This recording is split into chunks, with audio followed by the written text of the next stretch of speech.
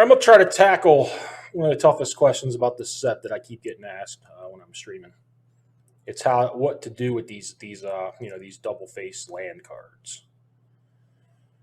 And I've been thinking about playing with them a lot. I think I've finally figured some stuff out. Ways better to put it into words where I can't always do that on the spot. I have formed my own opinions.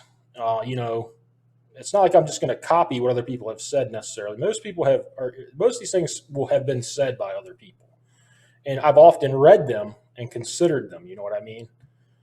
I don't remember exactly who said every which of them, so I probably won't name a whole lot of names, but I might name drop some people that I know have a certain opinion on them to help see where I'm coming from on it. So okay, people are like, well, how many lands do you play? Does it count as half a land, or does it count as this, or do you play it as a land?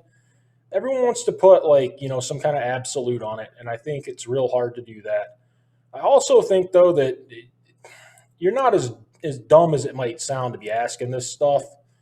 A lot of it's semantics. Like, I might not want to say yes, it's half a land, but it's often, if you look at my deck probably, and I'm playing 5 of them and 15 land or something, you could probably deduce that it is kind of like half a land. So if I would really hate to have people just kind of do that automatically, but if you really have no clue what you're doing, you'd probably be better off doing something like that. This isn't even one of them. I don't know how this snuck into the picture. Anyhow, so when it first came out, I know Ben Stark says this, and it's exactly how I felt about them when they first came out. This card here, I would count as a spell. I hardly ever want to play it as a land. It would just be a spell in my deck. These other ones, I'd be like, okay, like this card is a card I'd never put in my deck, just if it wasn't a land. It just doesn't look very good, So I would have said count it as a land, and if you draw it late in the game, it's a bonus. It might do something. And I was pretty confident that, and it does make sense, but I think that's really like missing the boat on these things a lot. So a lot of stuff I've heard. I know Ryan Sachs has wrote a lot of stuff. Some of this is going to come from him, and a lot of this they were arguing back and forth. Seemed like some terminology stuff, but what you want is a large group of them in your deck. You want to have a deck that might have like 26 spells and 20 mana sources in it, and it's 40 cards. That sounds pretty appealing. So as a group, they make it hard to flood and hard to screw. Okay? So if you only get a couple of them, I think like the Ben Stark and what I was saying on my own as well, I was thinking, you just kind of look at them. Probably going to play this as a spell. Probably going to play this as a land, this and that. Another problem comes up when you get a whole lot of them. You often don't have that many other playables. Like, if you've stayed open at all and you get like 7 of these land cards, like how many of the other cards do you really want to put in your deck? But besides that, here's what really, and people may have said this in other words. I've never seen anybody put it this way. I kind of just came up with this epiphany. It may be out there already. And I know they've said you really want it. I've heard them say, yeah, it benefits you when you draw 2 of them.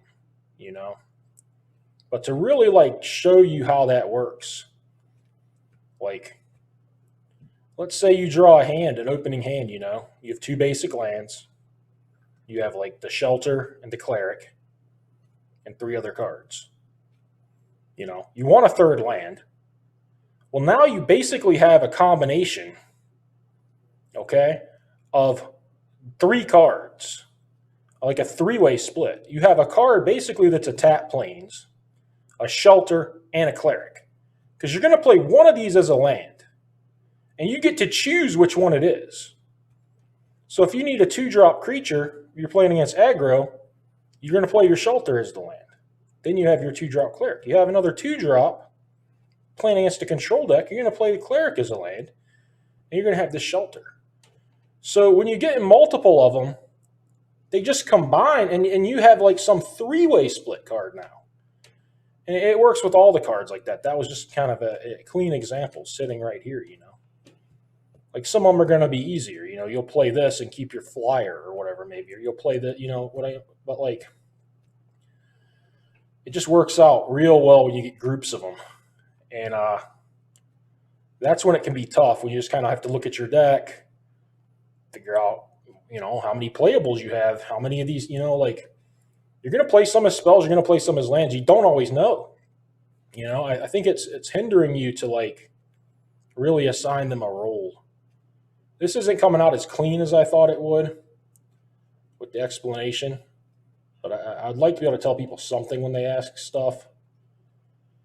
And you know, I can't give you an exact how many lands do you play with this, how many do you play with that. Feels a lot like the cycling deck, where you know, like depending on what your game plan was in the deck, you still might need more lands. Like if you had the cycling deck with a bunch of marmosets that needed to curve out, you needed a lot more lands than if you just had the one that was just trying to flare them and cycle, cycle, cycle. You know, I mean, if your deck's a little slower and landfall, you can get away with a lot more mana sources. And you know, the more of them are spell lands, the better. But I'm kind of just rambling now. But those are basically my spell land thoughts. I hope it helps some. If I come up with something better, I will update.